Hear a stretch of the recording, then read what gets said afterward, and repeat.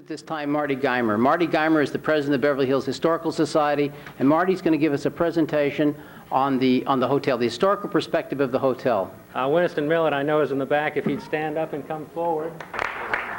Phyllis Lerner, another one of our founding members, is currently on vacation in Tahoe, I believe.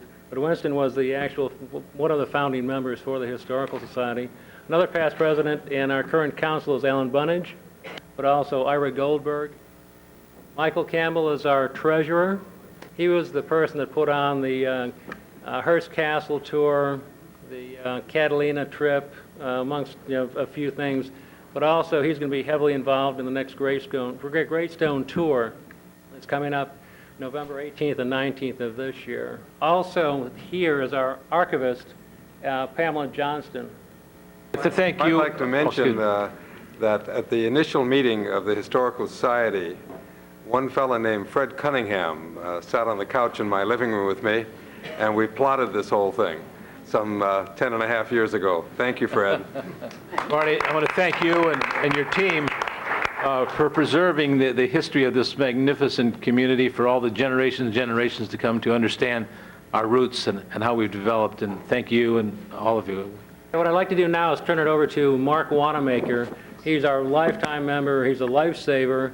And he's going to narrate the presentation of the Beverly Hills Hotel film. Thank you very much, Marty. The city of Beverly Hills literally grew up around the great hotel, the Beverly Hills Hotel. This is a shot here shortly after it was completed, 1912. It's a color postcard to be sent all over the world. These were hand-painted in Germany. The Europeans were very interested in coming to the real West, and they came to Los Angeles. And one of the main places they went to, there were just a few hotels around, was this wonderful Beverly Hills Hotel, conceived by Burton Green, father of the city of Beverly Hills, and Max Whittier, and also Mrs. Anderson and the Anderson family. When they all got together, they were all discussing pretty much why they would have this hotel. And Burton Green and Max Whittier, like many other early pioneers of this area, were looking for oil. They found water. And basically what you do with water is you think of planning a community, and that's what they did. Instead of oil drilling, and of course all of Century City was all oil fields at one time, part of it, but Beverly Hills itself was to be a community, and they got this plan together to construct a major resort hotel that would then draw not only tourists, but maybe possible people to come and buy a piece of property. Those are horseback riders, and one of the main things that the hotel boasted was having, of course, stables. And you could ride up and down, of course, the bridle paths that they had in Beverly Hills. And if you all know the middle section of Sunset Boulevard, it has the beautiful grassy kind of a median. And as you notice down Rodeo Drive, you have sort of like a little median there with some flowers. Well, all that was, believe it or not, bridle trails. And when I was 0 age, I actually rode on a hayride down, remembered riding down a hayride down Sunset Boulevard in the mid-50s when they discontinued all horses in the city. One of the most interesting points about the hotel are the bungalows. The idea is that sometimes very prominent families would come from all around the world to Los Angeles, and they want really the privacy and the space of, instead of a hotel room, a whole house. And they would offer them a little house. You still get your little house if you like. And today it's a little more modern looking, but in those days it was all the conveniences that you can imagine. The hotel was designed, as you can see here, as Spanish Mediterranean. It was typical of many of the early movie studios in Los Angeles, which were built in the teens, including many of the hotels, from the Ambassador to the hotels in Pasadena and Santa Monica, Mirador, down all the way, of course, to Beverly Hills Hotel, all of this beautiful Spanish mission architecture, because the cultural heritage, everything here was colonial Spain. This was Spain, remember. This was northern part of Mexico, and remember, it's only been part of the United States just 150-something years. It's not that long. So we still have all of our street names. The city of Los Angeles is Spanish, so you can understand the Spanish heritage here is very strong and still is. And the nature of the hotel was Spanish, as you can see here with the tiled roofs. Of course, gave it a feel of colonial Spain, just like the missions did. You can see the grounds, which were very beautifully planted. We must remember also that there were no trees or plants in the whole city of Los Angeles. And almost every tree and plant in this city was brought in. There was only scrub bushes here. The palm trees are not indigenous to Los Angeles or to Beverly Hills. The people that have pioneered the city have made it into this pleasure chest as it is today of great fauna and flora. Here's the interior of the hotel. This is the main dining room, about 1916. An interesting point Mr. Barraker made was that this hotel was the center of activities, social activities particularly. Well, this is a tradition that goes all the way back to 1912. This is a shot around 1917. This is the Boy Scout troop, which had their meetings at the hotel, and showing you that this was not only a hotel for people visiting Beverly Hills, but a community center. This was the heart of the city, as Burton Green predicted it would be. And to this day, the neighbors, people that lived right next door to the hotel, still go to and have breakfast there, and still go and meet their friends there and have tea there. That was the idea of community that we're trying to hold on to today. It's hard to hold on to. This is the Sunset Park, again, looking straight across Sunset Boulevard. We had lily ponds there and fountains around the city. The city, of course, had a few parks later as they were put in over the years, but this was one of the first parks in the whole city of Beverly Hills. Filmmaking, of course, in the city of Los Angeles goes back to 1907. This is a shot of Harold Lloyd, who was kneeling in a film called A Sailor Made Man in 1920-21. That is the front lawn of the hotel, and you can see the hotel as it is today. And the nice thing about the hotel is that, yes, they did not change the hotel. They did not remove the hotel and build a new one.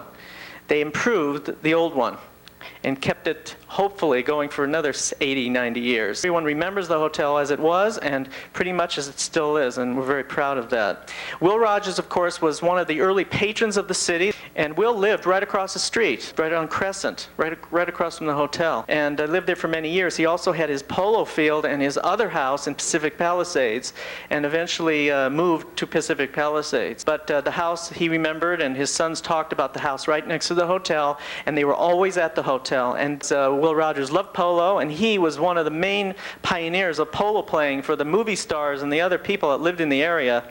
And a lot of the games were played around Beverly Hills and at his own estate, and many of them used to come to the Beverly Hills bar and talk polo, and eventually the children's dining room, that was eventually changed into the famous polo room, polo lounge as we know today. Here's another shot of the front in the mid-20s. As you can see today, there's not too much change, except there's a new wing on the right of the picture today. The man standing right here in the middle is Douglas Fairbanks, Sr. He married Mary Pickford, who's sitting right there. That's, let's see, that's Charlotte Pickford right over here. And that's Fred Niblo. And Fred Niblo was a film director who was a Beverly Hills pioneer and citizen and resident for many, many years. So you can see the film industry had a big part to play in Beverly Hills' history, and of course the hotel. This is one of the lounges right next to the lobby in about 1929. It was an Art Deco kind of an idea. And you can see they had changed the hotel over the years to different styles, really reflecting the different decades. And this is the lobby, same lobby, Art Deco related sort of Art Deco lobby with the old arches. This is a single bedroom in the main building around 1929. The hotel was a resort hotel. And you get this feeling of being in a resort, and the furniture and everything, as you can see here, almost reminds you of being in a ranch. Like a ranch atmosphere, and it was sort of. I mean, there were horseback riding, there was nothing around, and they had wonderful patios that one could sit in beautiful wicker furniture and pass the hot afternoons with your lemonade. This is the main dining room. They would have entertainment here on the stage. You can see the piano. And they had like a lattice here with plants growing. By 1931, the hotel was bankrupt. Of course, many hotels, movie studios, everybody was going bankrupt. And the hotel really stood vacant for a while. Cesar Romero grew up at this hotel. He told us stories about how he used to roller skate down this driveway. Nobody was around. But a man was brought in who was a hotelier who came in with new ideas and, of course, some financing. And that was Hernando Courtright. And Hernando Cortright came in and got the hotel going again and ran it pretty much until eventually he left the hotel and went on to the Beverly Wilshire. Anyway, this is Jean Harlow here with Harvey Snodgrass, the tennis pro. The tennis courts here were very important, like all the other activities going on at the hotel. Many movie stars did learn how to play tennis, and the next shot shows you here, that's Jackie Cooper right here, and that's Johnny Weissmuller with Harvey being shown how to hold the racket. Today, there still is wonderful tennis courts. Matter of fact, they've all been upgraded. I would say some of the top courts probably in the world with the tennis pro. Really, the tradition of this has not changed since these days. That's what makes it so wonderful. There are the bungalows in the 30s. This is the polo lounge in the 40s. You can see that the idea of it, the different kinds of designs. This is like a glass pillar here of mirrors, and it was completely changed from the Mediterranean Spanish of the teens. The 20s really brought in the Art Deco period. The 30s and 40s were bringing in other kinds of styles. Yes, that is Marlene Dietrich sitting in all of her finery at the Polo Lounge bar. It's interesting to note that behind the bar you see a polo scene being played out on a photo mural. In the 1950s, they had covered over this polo player scene with a Persian scene by a Persian painter who painted a Persian scene of polo players. And that stayed there from the 50s, 60s, 70s, and 80s, and 90s. And unfortunately, they took it down now, and underneath it was the original the original photo, and it's still there today. But this is a brochure here in the 1940s. So it says, Beverly Hills Hotel, an ideal location, swimming pool, breakfast gardens on Sunset Boulevard to the sea. There's no need to have an address, really. This is it showing it in the 40s. Again, as you see, nothing has changed. The wonderful towers, the mission-style towers, the tile roofs, this gives it the feeling of California heritage, and that's the uniqueness and wonderfulness of this hotel. This is a brochure. It says, many inviting features make this hotel a real home. This is the main lobby lounge here. You can see here that they talk about this, the main entrance to the great hotel. Here, it says, the bright decorative mural of flowers over the friendly sunroom fireplace is the work of twins. So you see, they had brought in people from all over to continually decorate this hotel over the years. This is the main lobby, and the painting right above there is a Millard Sheets painting of the rancho. This hotel was built on a rancho called Agua de las Aguas, which means the rancho of the waters, where the waters meet. Again, this is the sunroom, which overlooks the tennis courts and the pool. And these are the different rooms. As you see, they upgraded those rooms. Remember the first room I showed you? They have been upgraded with some antiques and made a little more European looking. Another upgrade in 1950 of the sunroom with redwood paneling overlooking the windows. You can see here the hotel has changed considerably. This is another part adjoining the sunroom. This is a bedroom in one of the bungalows in 1950 with the different kinds of flowered curtains and the furniture. Again, this is another bedroom which opens up. These beds open up. This is the lanai room, about 1948, 49.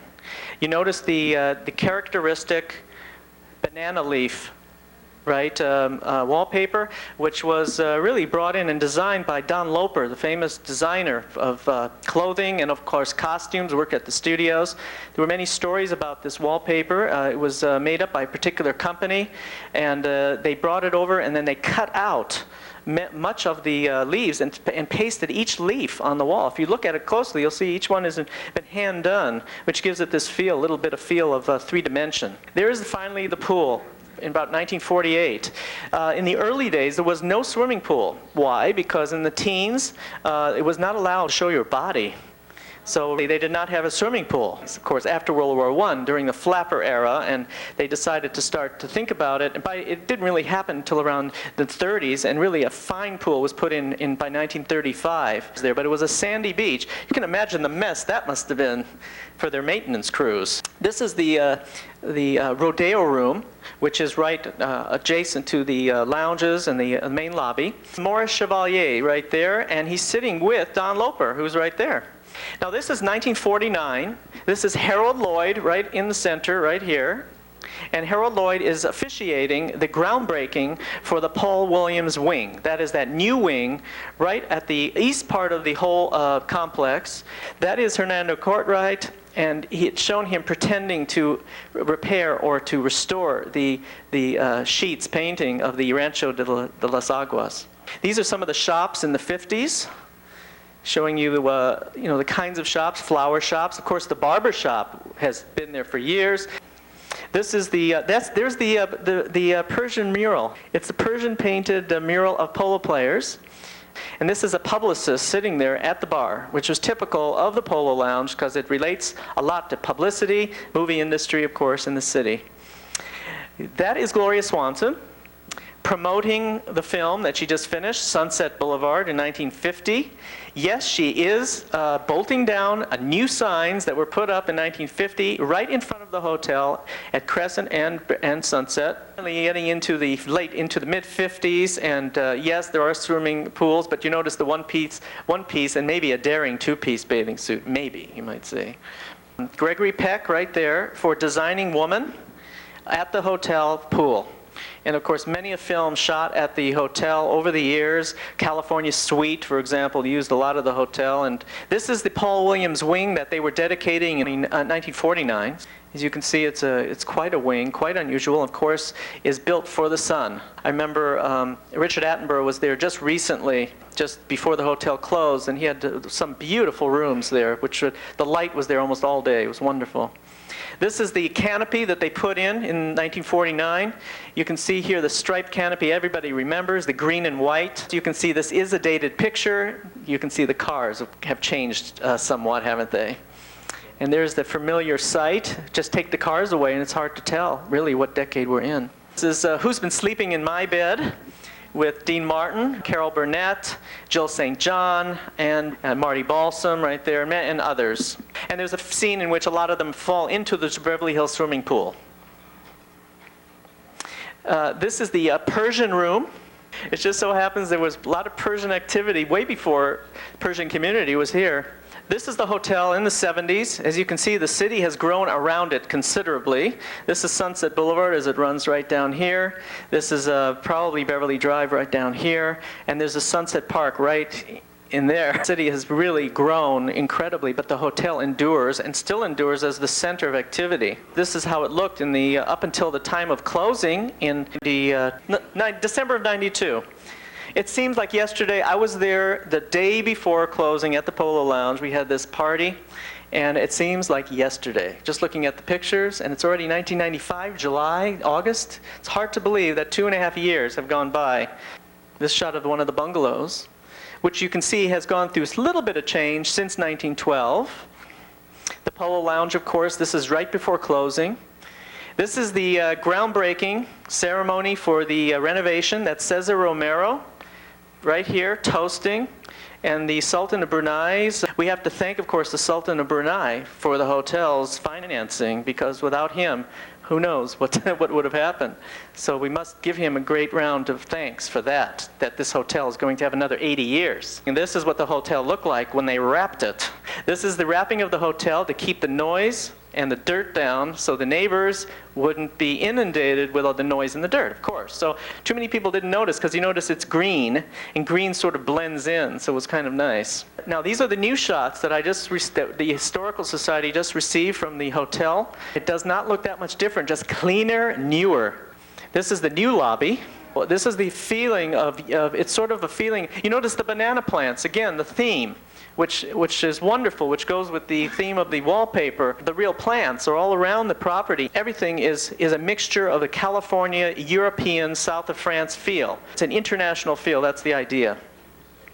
Now this is the new tea lounge right off the lobby. Not too many people sat around in the lobby, and now we have a wonderful tea lounge right there with windows. I mean, it's absolutely one of the best features that everyone just loves about the lobby. It leads you down the main staircase and the big chandelier, which was made in Italy, and that leads down into the main ballrooms. The updated ballrooms, which have been enlarged for bigger groups. And the wing, or the sunset room, it's like a special suite. And it's an incredible thing. It opens up onto balconies overlooking sunset. It's gorgeous. This is the Polo Lounge today. It's the same colors except better and richer, just more sumptuous than it ever was.